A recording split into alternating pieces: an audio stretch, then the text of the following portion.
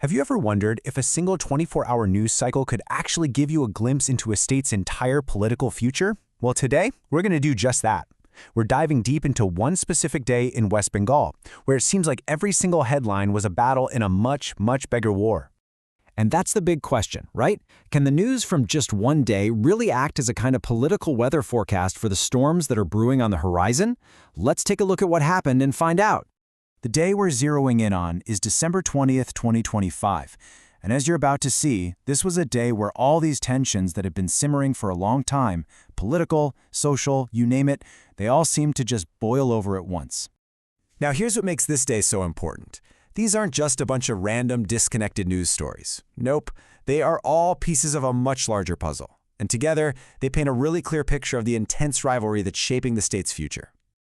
Okay, so our first piece of that puzzle starts with a visit from the Prime Minister, and it's focused on something we all care about, infrastructure. But, like everything else on this day, there's way more going on than what you see on the surface. The first big headline of the day came with a massive price tag, 3,200 crore rupees. Wow. But the real question is, where exactly was all that money headed? So this huge sum was for two major national highway projects, mostly about widening key parts of NH34. The official goal? To finally create a smooth link between Kolkata and Siliguri, which would cut travel time by almost 2 hours. I mean, that's a huge deal for regular people and for the economy. But of course, there are two very different takes on this. The central government is selling it as a big win for development and progress. Meanwhile, the state's ruling party, the Trinamool Congress, or TMC, sees it completely differently. They're calling the visit to this specific area, which happens to be a stronghold for the Matua community, a key voting bloc, a damage control move, perfectly timed for the upcoming elections. It just goes to show you, even a highway can become a political battleground. All right, let's shift gears now, because the fight for influence doesn't just stop with highways. It goes all the way down to the most fundamental part of democracy, the voter list. And here, the numbers are just jaw-dropping. 58 lakh. Just let that sink in for a second. That's 5.8 million names completely deleted from the draft electoral roll by the Election Commission. A number like that, it was guaranteed to set off a political firestorm. So let's look at how this breaks down. The Election Commission says 2.4 million were people who had passed away, and another 1.2 million had moved.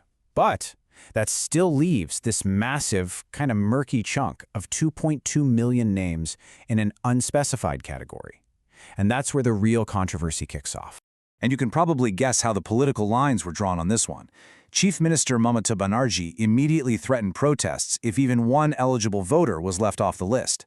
On the flip side, the opposition BJP argued that this whole revision was absolutely necessary to weed out illegal infiltrators.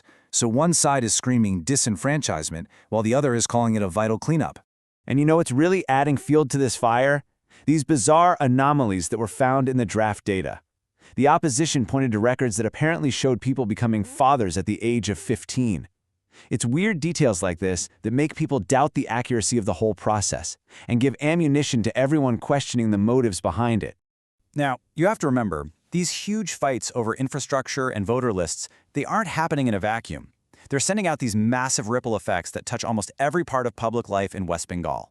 For example, check out this classic game of political chess. The center renames a big rural employment scheme with its GRAMG bill, a name that, has some pretty clear political and religious undertones. So what does West Bengal do? In a direct, symbolic counterpunch, they rename their own Karmasri job program after Mahatma Gandhi. It's a clear tit-for-tat battle, being fought with names and legacies. And the pressure just kept building. On this same exact day, security gets ramped up at the Bangladesh border because of unrest in the region. At the same time, a local university kicks up a huge fuss by postponing exams to make room for an event linked to the RSS, a nationalist group. Suddenly, even education gets pulled into the political fray. It felt like every single story was just adding to this feeling of a state on the absolute edge. So we've looked at highways, voter lists, and a bunch of other headlines. What does it all actually mean when you connect the dots? Why should we care about this one single day? Because it wasn't just another busy news day. Not at all. It was a perfect snapshot, a microcosm, really, of this escalating power struggle between the state government in West Bengal and the central government in Delhi. Every single event, every announcement was just another move in this incredibly high-stakes game. So what are the big takeaways here? Well, for one, it's clear that infrastructure projects are now just as much about politics as they are about pavement. It also shows us that the fight over who's on the voter list is now a central front in the battle for future elections. And maybe most importantly, it reveals that pretty much everything, from border security to university exam schedules, is being sucked into this larger political conflict. All of this leaves us with one final and pretty unavoidable question. With state elections just around the corner, was this chaotic, contentious, and deeply polarized day just a preview? Or was it actually a forecast of the much bigger political storm that's still on its way?